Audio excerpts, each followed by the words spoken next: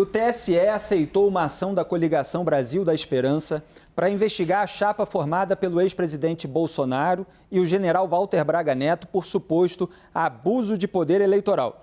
O requerimento questiona a utilização das dependências do Palácio do Planalto e do Palácio da Alvorada como suposto palco de encontro com governadores, deputados federais e celebridades para trazer publicidade aos apoios de campanha de Bolsonaro no período eleitoral, desvirtuando a finalidade daqueles bens.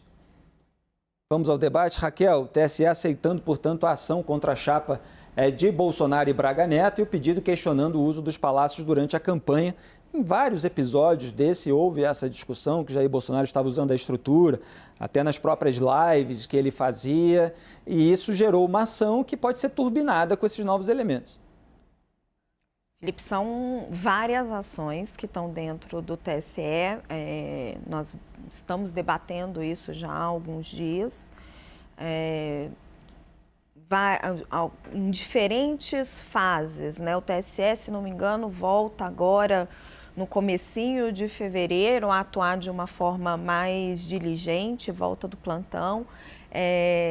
Algumas dessas ações já estão na fase de instrução, a ação mais célere é a do Corregedor-Geral, do ministro Benedito Gonçalves, e o que a gente ouve, a percepção é de que tem muita chance de progredir. Tem vários argumentos, vários elementos de que Jair Bolsonaro cometeu vários tipos de delito do direito eleitoral ali durante a campanha. Você tem esse uso indevido dos meios de comunicação, esse abuso do poder político, o abuso do poder econômico, enfim. A situação dele em termos da possibilidade de se tornar inelegível, ela é muito delicada. E, Camila, como é que você vê esse cenário de inelegibilidade de Jair Bolsonaro? Porque já está sendo feito até nos bastidores o mapeamento dos votos dos ministros. A gente sabe que Ricardo Lewandowski deve sair ali para entrar o Cássio Nunes Marques, porque tem uma cota de ministros do Supremo no TSE. O Cássio Nunes Marques foi o primeiro a ser escolhido por Jair Bolsonaro para o STF, então seria um voto a favor. Tem o Raul Araújo no TSE, que já deu algumas decisões mais alinhadas ao bolsonarismo, então é visto como alguém que poderia votar contra isso. Agora, o resto, umas 5 pessoas, poderiam votar, né, de acordo com o que está sendo cogitado, contra Jair Bolsonaro, portanto, pela inelegibilidade. Ele aparentemente não tem maioria e o caso vai se formando. Para a prisão, demoraria mais, necessitaria de mais provas, etc. O rigor jurídico é ainda maior, mas num processo político eleitoral pode ser que ele seja declarado inelegível. O que você acha? Eu acho que com certeza, uma possibilidade, sim. Eu acho que, inclusive, quer dizer, à luz de tudo que vem acontecendo, né? Porque a gente também não pode desprezar que esse julgamento ele vai se dar, né, num contexto político específico, né, inclusive após, né, tudo isso que aconteceu no 8 de janeiro e tudo mais. Então, quer dizer, isso cria um clima muito desfavorável, né, para o Jair Bolsonaro. Paulo, esse cenário está presente no horizonte e o que você acha que politicamente pode ser o efeito disso? Quer dizer, Jair Bolsonaro pode ter o seu poder ainda mais murchado, vamos dizer assim, esvaziado, ou qualquer ação contra ele pode gerar aí uma reviravolta, uma força maior, uma narrativa de perseguição, de vitimismo, que faça ele ter força eventualmente para fazer algum sucessor do ponto de vista de candidatura, né? Quer dizer, se fala até na Michelle, já dentro do PL, como alguém a ser candidata no futuro, tem algumas questões legais aí, os filhos, enfim, o que você acha que pode resultar de uma ação como essa? Bom, eu tenho dificuldade na hora de falar sobre isso, de separar o meu desejo daquilo que de fato pode acontecer, mas assim, eu tenho a impressão de que o Bolsonaro politicamente está muito fragilizado. Eu não diria morto, porque Lula, há 4 anos atrás, a gente diria isso aí também, né? Que o Lula, Lula acabou, né? Então, eu acho que ele está muito fragilizado. Eu acho que vai ser muito difícil dele conseguir retomar a carreira política dele com a mesma intensidade, porque foi mesmo um evento, digamos assim, meio atípico, né, dentro do jogo político brasileiro. ter surgido alguém como ele. A gente acompanhou isso muito de perto, nós vimos nascer esse negócio. Então, assim, foi sui generis. E agora, com tudo que aconteceu, não só nos últimos 4 anos, mas também isso que aconteceu agora recentemente no 8 de janeiro, e com a partida dele repentina, primeiro aquele silêncio lá depois da eleição, depois a partida dele para os Estados Unidos, então, abandonando aqui praticamente os seus eleitores, então todo mundo exposto aqui, um monte de gente presa agora. Então eu acho assim que a liderança dele, como alguém para liderar um tipo de direita aí que ele diz representar, eu acho que está muito fragilizada. Eu não vejo no horizonte um sucessor. Eu acho que não tem ninguém com o mesmo apelo, né? E eu estou dizendo isso aqui no pior sentido possível, com o apelo que ele tinha, né? E que ele ainda supostamente tem, mas eu acho difícil. Eu acho que está muito prejudicada a liderança dele.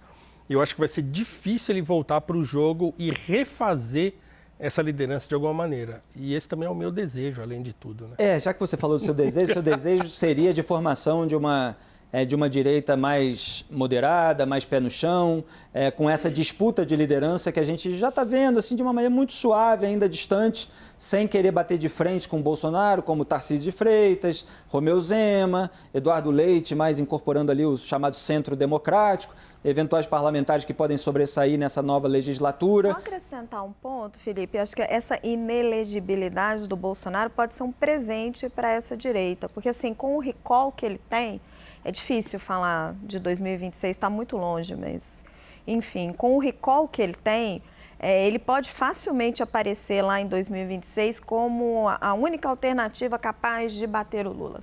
Quando você começar a fazer pesquisa, isso move demais os partidos. Por todo o lastro, pelo tempo que teve no poder, pela capilaridade nacional, Exato. Que os outros ainda precisam construir. Exato. Bolsonaro e Lula precisam muito um do outro. Lula já colocou várias vezes que não pretende ser candidato, até pela idade, mas quem sabe, né? Enfim, e se ele se torna inelegível, abre espaço para aparecer uma outra liderança. Então, eu apostaria minhas fichas que deve ter muita gente que apoiou o Bolsonaro nesta eleição, torcendo pela essa decisão do TSE. Eu aposto nisso aí, sem dúvida, Paulo. Você também? Felipe, porque assim ele sai da reta de uma maneira que não precisa ser enfrentado dentro do campo da direita. E aí os outros podem disputar os eleitores sem precisar atacá-lo diretamente. Diga, Boris. Olha, esse processo no TSE, na minha opinião, tem que ser conduzido de maneira muito criteriosa, desbastando, é difícil, desbastando o que há de político nisso, é quase impossível, porque eu acho que ainda o ex-presidente Bolsonaro desperta paixões, desperta fanatismo. Então eu acho que, e vejo uma determinação muito forte, inclusive do PT, de alguma maneira, caçar a elegibilidade de Bolsonaro. Mas eu queria fazer uma colocação que me parece ousada, mas é uma coisa que povoou a minha cabeça no momento que eu vi aquela tremenda confusão e as autoridades todas paralisadas enquanto Brasília tinha símbolos do poder sendo destruídos.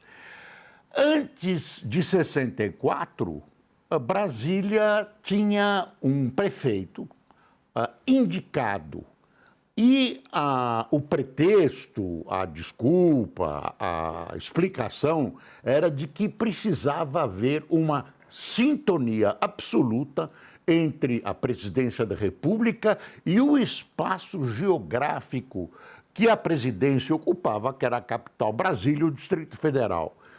Será que não é o momento de pensar em reverter essa questão para permitir que fatos de caráter oposicionista não ganhem volume e voltar a transformar o Distrito Federal numa unidade não autônoma ligada à presidência da República é apenas uma reflexão.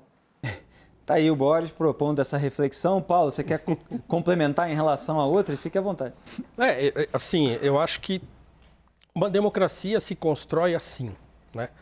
Como disse uma frase muito famosa do Gilberto Freire, sob antagonismos, né? Então, eu acho que uma democracia tem que se construir assim. Agora, é lógico, dentro do que a gente chama de bolsonarismo hoje, não existe essa perspectiva, como também não existe no petismo. Então, a gente precisa... A nossa democracia, ela está fragilizada como um todo, assim, porque também nunca esteve lá muito sólida. Então, surgiu uma outra liderança, não radicalizada como essa do Bolsonaro, e daqui 4 anos, provavelmente, do Lula e tal, seria um sonho. Mas eu acho que, assim, a direita que eu penso que deve existir, ela não vai aparecer agora. Acho que vai demorar mais um tempo. E eu até acho bom que demore mais um tempo, porque ela precisa se formar, porque ela ainda, eu acho, na minha opinião, ela ainda não existe. Então, o meu desejo é que a gente se concentre nisso daqui para frente. E não só daqui a 4 anos, né? A gente tem um pensamento mais de médio e longo prazo aí para ser feito. Camila, você que estudou essa muitas vezes chamada de nova direita, como é que você avalia esse cenário, eventualmente sem o Jair Bolsonaro e como a figura dele atrapalha ou ajuda esse campo? Olha, Felipe, eu acho que a figura dele mais atrapalhou do que ajudou esse campo, né? Porque o que aconteceu, na verdade, foi uma hegemonia do bolsonarismo, né, no campo das direitas brasileiras, e que eu acho que foi muito prejudicial, não só para a pluralidade de ideias, né, e de lideranças nesse campo, mas também para, vamos dizer, as pessoas acabavam ficando presas a um pragmatismo político, né, vinculado às eleições, que eu acho muito prejudicial. Então, eu tendo a concordar com o Paulo, né, de que, de fato, a gente precisa agora que novas lideranças se formem, que novos grupos consigam respirar, né, afastar essa hegemonia do bolsonarismo, afastar o extremismo, afastar o radicalismo, para a gente poder, né, fortalecer a nossa democracia. Você falou aí pragmatismo político ligado às eleições. Isso quer dizer que outras pessoas dentro do campo da direita, que não compactuam com toda a agenda, nem com todos os comportamentos do Bolsonaro, elas ficaram muito hesitantes, para dizer até muito, né?